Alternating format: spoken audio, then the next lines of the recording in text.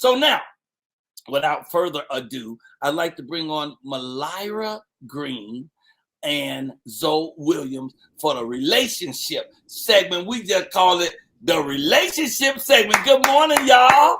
How y'all doing? Wonderful. How are you? Zoe. Amazing. Supercalifragilisticexpialidocious. Thank you, Mylira. How are you, Zoe? Man, I'm here. Well, that's a start. That's a start. Mylira, will you tell her, please, what the LCSWCCTP to the second is? Yes. So I'm a licensed clinical social worker and I'm a certified complex trauma professional. A trauma professional. See, yes. She can help you, Zoe. You know you're going through some shit. And Zoe, please give them your credentials, sir. I'm just a radio personality and self-published author who's been doing this for about 20 years. He's so modest. You've written 3 books on relationships, right? 5.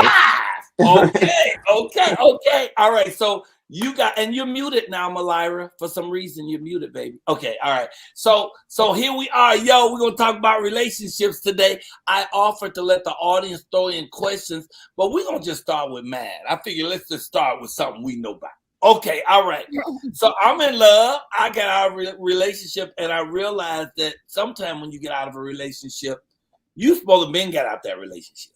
You know, it's like, it seems like it's never that we wake up one day and say, hey, this ain't working, and leave. It's like things just build. It's never one thing that ends a relationship. It just build. Well, maybe sometimes you use too much grease. You leave grease. Every time I come, I got to clean grease up behind you. Or how can you drop your drawers on the floor? And why is that streak there? Okay, anyway, whatever things we do to annoy each other, it's little things, I think. And then finally, there's that straw that breaks the camel's back. And that's when you say, itch. With the B on the front. I can't say that word. My woman does not allow that. So I can't even say that joking anymore. But all of a sudden, it's a whole situation, then you out of it. Okay. So with me, my situation, I was in 3 long-term situations that like connected to each other. When one was ending, the next one began. I think that's wrong, first of all. Can't do that. I think you need a clear break and then start up again. And I think in each case I did that too. So in each case of doing that, I know that deep-seated in the psyche of my paramour, they're thinking, well, shoot, if we cheated on his woman, he might cheat on me. You want to eliminate all of that, y'all, by always starting fresh and anew. And that's all the relationship advice I have. Mylira, do you have anything you want to kick out to start with? Absolutely. As you were talking, I call it like the 71% rule, where if I love myself 70% and someone comes in loving me 71%, it doesn't mean that they're loving me more. It just means they're filling the parts of me that I haven't filled yet. So that's how we stay in those relationships when we know they're supposed to end, because they're filling something in us that we ourselves haven't got filled. So whether that was childhood trauma, whether that was a lack of self-esteem, whether that is I don't know who I am, when that person comes in and they fill the parts of me that makes me feel good, it speaks to that Maslow hierarchy of needs. It's not just food, water, and shelter, but on top of that, it's belonging and safety. Safety has nothing to do with I feel safe in your presence. It has all to do I feel like I belong? For the first time in my life, you're giving me something that I never had before. So we'll keep that relationship for a long period of time because that person has filled parts of us that us ourselves haven't filled yet. That I'm telling you, all that's true for me. Did you, Zoe? You want to chime in on that? Or you want to wait? I saw you doing some things, and I was like, okay, what? No, I love the sister. She's cooking. You've heard me talk about this before as well. Not all relationships are meant to last forever. In my relationship dismount book, How to Stick the Landing When Exiting a Toxic Relationship, I explain the difference between stepping stone relationships and cornerstone relationships. And stepping stone relationships are those relationships that come to give us something, and whatever it's giving, typically it's a lesson about who we are, right? And they move on. Stepping stone, right? Okay. Wait. So after you learn Yeah. what you're supposed to learn, then you move on. Then you move on. All Right. right. Go ahead. Right. Cornerstone relationships are those relationships that keep on giving over time. And those are pretty rare, but you most of the time you run into stepping stone relationships, because I believe relationships themselves are like a classroom. Right. I had a beautiful doctor on my show last night, Dr. Joshana Johnson, a clinical psychologist. And she was explaining that when you date somebody, you're actually dating their nervous system. Your nervous system and their nervous system is locking up. And whatever is unresolved in the past will manifest and pass through this relationship interface, right? So people think relationships are about Netflix and chill. And I'm saying, no, relationships are clearly a mirror of what you have yet to work on. So that conflict is actually curriculum for self. This is why I promote claim over blame. Many times we'll blame our partner to deflect from the work that is reflecting back to us. Okay, so someone asked the question this morning, opposites attract, but is that a good thing for you to be attracted to your opposite?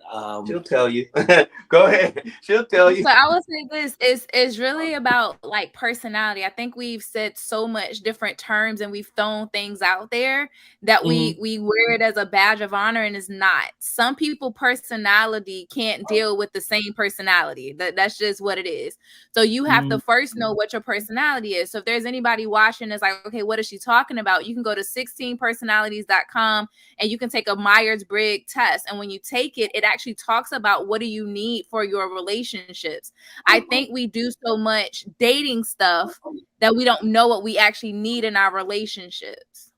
Bag up and tell us that thing again. You can go to you can go what? 16personalities.com.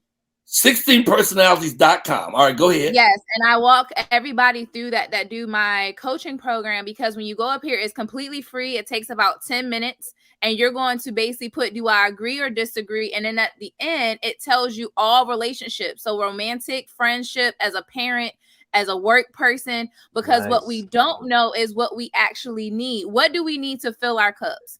Relationships is not about completing me, but it's actually about enhancing me. So I need to know what personality type is going to enhance me as a person. And this test is going to give you this. So it's not about having opposites attract or things like that. Sometimes some personalities need the same personality to flourish. Some people need someone that's going to be a little bit more outgoing than you are. Like, so you have to know what your personality type is so that you can know what type of personality you need to fill your cup when you're empty. And sometimes that may be an opposite. Sometimes that may be similar. Like, for example, my birthday is April the 8th. My husband's April 16th. And people like, how do two Aries work together? But it meshed so beautifully because our personalities come together. Like, he's my magnet. It's about being a magnet. It's not about being an opposite, because that's going to oppose. I need a magnet, somebody who's going to draw me where I am. So when I need something, you got what I need, and vice versa. Wow. That was the perfect answer. I appreciate that. I'm trying to see if there's another question, but for me, opposite track was shit that we did that, and we gave people plenty of time to ask questions because the segment only got 3 minutes left. Zoe, what you want to give us today? Anything you want to say about relationships? I'm in a whirlwind relationship myself. Okay, I'm whirlwind. I'm head over here. All I can do is talk about this girl. Every place I go, I'm stopping strangers in the street. They say, "Why are you telling me?" I say, "Shit, I'm telling everybody." I ain't never felt nothing like that before, so I got to proclaim it everywhere I go. I'm sorry. Go ahead. Mylira, shout out to the Aries. Today is my mother's birthday. Whoa. Yeah. Celebrate mamas around here, young man. Yeah. She passed in 2009. What's her name? Her name is Rosetta. Rosetta, because when evangelists throw down today, because she's going to be doing the prayer, we putting Rosetta's name in that. All right, yes. Go ahead. But that was a great point about opposites attract. I don't necessarily believe in that. I think you get who you are.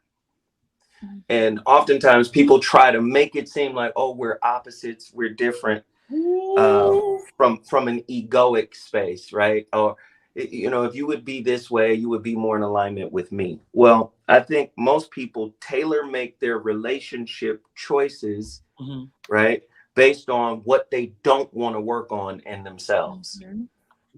So this person can behave this way. It'll help me navigate around my unfinished self-work, right? Wow. This is why people hide behind gender roles and traditional relationships. So in traditional relationships, they are defined by gender roles. The man is supposed to do A to Z. The woman is supposed to do A to Z according to their roles. But nowhere in the definition of the gender role does it explain or talk about self-work.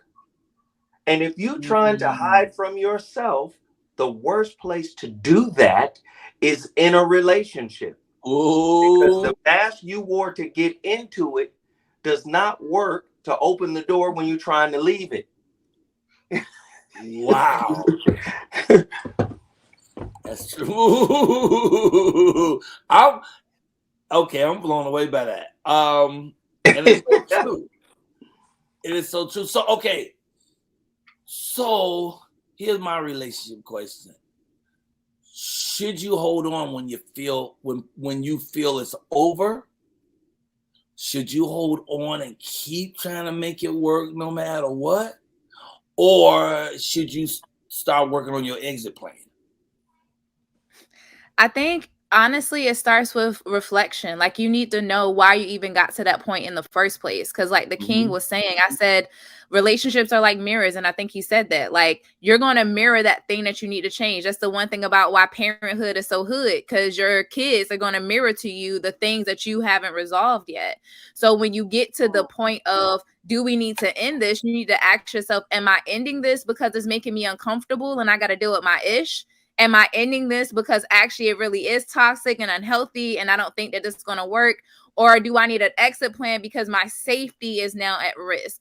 And particularly when it comes to marriages, like, we go to divorce so quickly that it's not because we really need to get a divorce, because I don't want to do the work. So I think at a certain point, I need to reflect on my why I think it's time for me to end. And then that will give you your answer.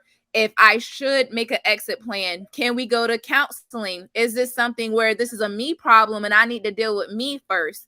And asking those questions, I think, will help someone know, is it time for me to exit, or is it time for me to actually put in some work? Wow. Okay, you know, this segment is only 7 minutes and we've already gone 10. So I gotta wrap it up. But this is our first one of these. I really pray that y'all come back and do these with us if you're free on Fridays. And let's jump on relationships. And maybe some of these people who are just watching, they know they got questions they want to ask. Maybe they jump in with questions early enough so that we can ask them before the segment is over. So next Friday, y'all need to have y'all questions ready, because Mylira and Zoe, hopefully both of you will make it. We'll be back and we'll do more stuff on relationships, yo. Let's start with you, Mylira. Tell people how they can find you. What's going on? Absolutely. You can find me at Mylira Transforms on Instagram. My Facebook is Mylira Green. I'm the only Mylira Green I know. And right now, what's something big that's going on is, for my birthday, I raised some money for Vision Driven 757, which is a local nonprofit. Their whole thing is relationships and bringing the family together. So if you go to my Facebook page, you'll see a way to donate to that cause, because they are being the change that God wants to see in this world. So that's where you can find me at. And let me leave my number like I always do. 757-609-0694. For those of you who are ready to go on your healing journey, I am here to plug you in where you need to be. I love you, Mylira. Thank you, baby. Zoe, tell us what's up. Where can we find you? What's going on? And happy birthday to your beloved Queen Mother. Thank you, brother. Thank you. You know, I'm on KBLA Talk 1580, which is Tavis Smiley's radio station, radio station here in Los Angeles. I'm on every day, Monday through Thursday, 7 to 9 p.m. And again, we have these type of conversations all the time. I would love for people to download the KBLA Talk 1580 app and listen to my Voice of Reason show over there. It's an amazing show. And don't forget to pick up my book, The Relationship Dismount: How to Stick the Landing When Exiting a Toxic Relationship. I love that. I love that. I want to thank both of you for making the relationship segment amazing. Thank y'all so much for the first one. My God, that was great. And the next time, we're going to make them people ask questions. I'm not going to be the only one asking questions. Don't make me have to pull these big ones. Okay, I love y'all. Can y'all both leave me with a woo, woo, woo? Whoa, whoa, whoa. There it is, Mylira and Zoe, both of my friends. I love them so much. God bless you real good. It's the Michael Coylar